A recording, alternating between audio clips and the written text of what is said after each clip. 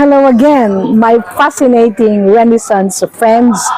This is episode 116, 116. Okay, yeah, right? 116. From the beach to the forest. And we are in the same location. Can you beat that? Okay, so we will tour this property as we continue with our episodes. So this is Manu Cervantes, your fellow sojourner and your life coach.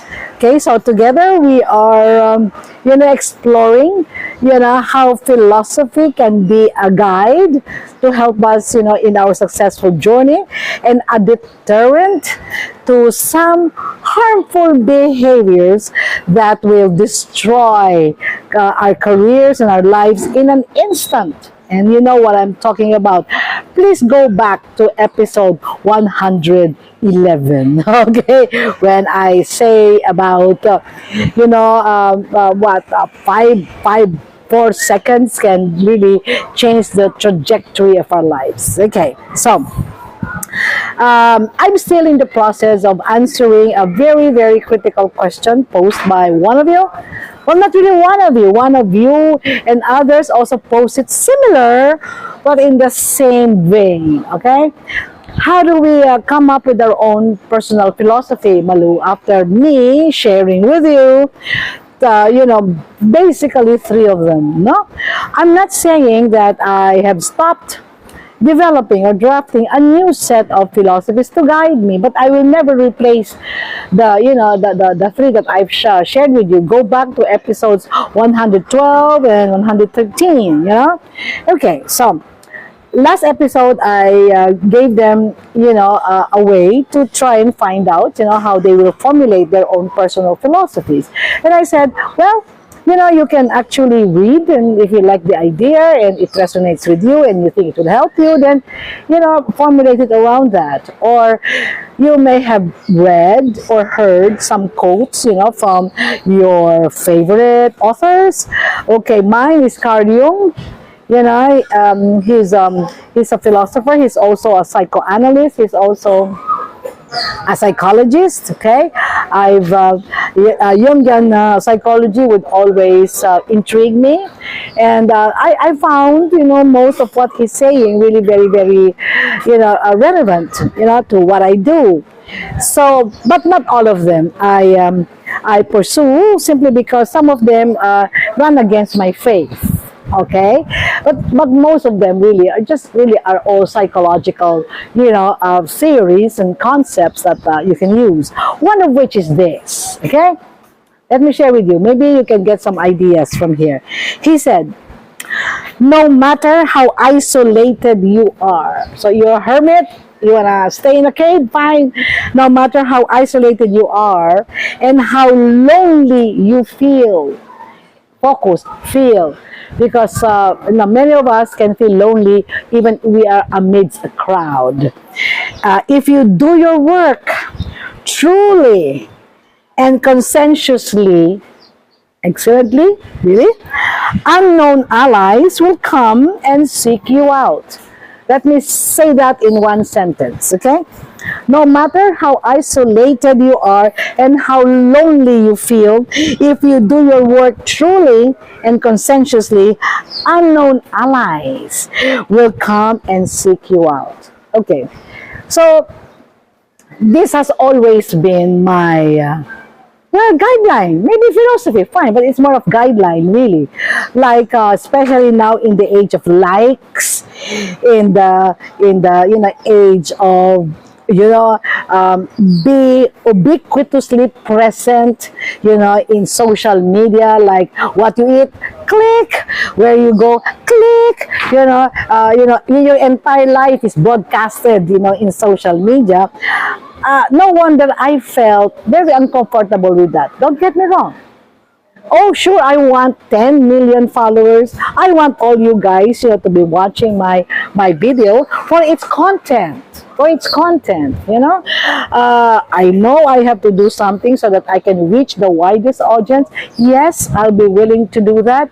But I guess what I'm trying to say here is, for most people whose only strategy whose only strategy is saturate social media with any reel, with any short, that I could think of, even if it's just talking about whatever, as long as you are there, in the limelight. Okay, I do have some reels every now and then we post it, but it's still in keeping with how we navigate this atom of our life.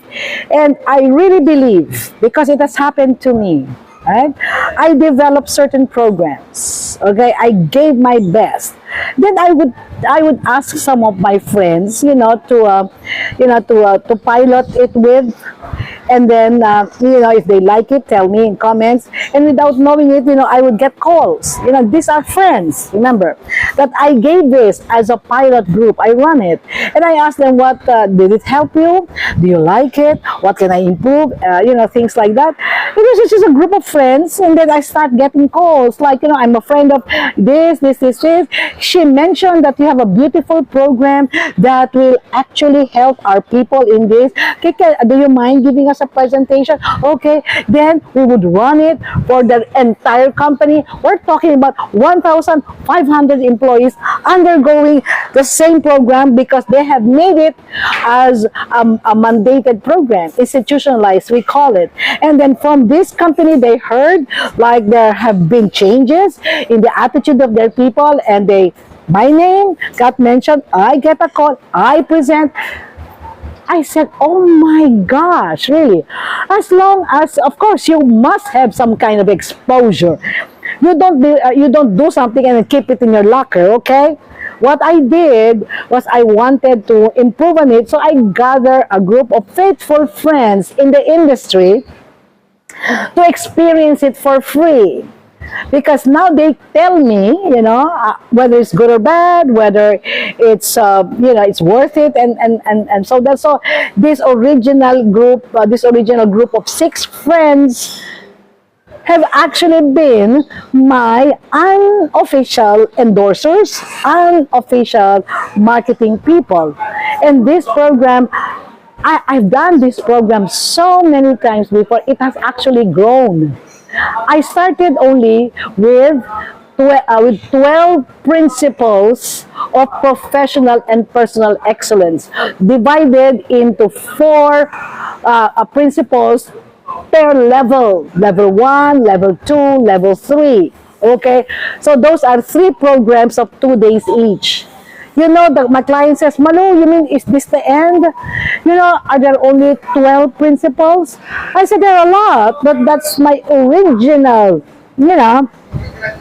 design. Okay, guess what? From a trilogy to a hexology.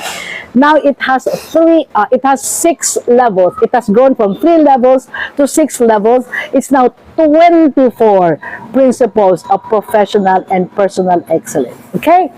So then I said, okay, if we want some more, we just have to design a new series because I don't want to push the issue. Okay, this is it.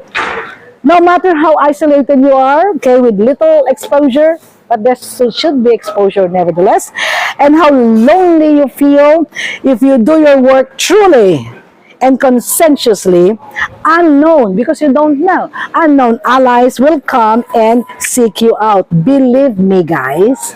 Okay, this works. Now, I don't know for others, the most important thing, remember, back to my original philosophy, the relentless pursuit of excellence, regardless of what people think. Some people will like it, some people will not. Who cares? I care about people who think, they have been helped. That's all. In fact, a lot of my friends told me, why are you limiting yourself to X number of clients? I said, because these clients actually appreciate, benefit, and I work with them. I'm not, pursuing every company in the Philippines top 3,000. Maybe those companies and I don't even have a fit. Okay? All right. So that's a good one. You resonate? Fine. Okay, I'll give you another one, and then we knock off, and then we continue with the next episode. if you wouldn't trade lives with someone, okay, don't take their advice. Your uncle who complains about work every day doesn't get to tell you how to run your business.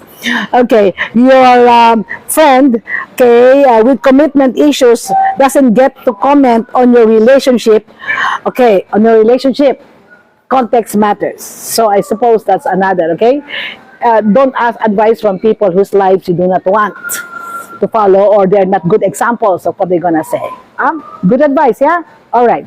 Okay, guys. So I'll be seeing you in our next episode. Until then, Miss Malu Cervantes, telling you goodbye.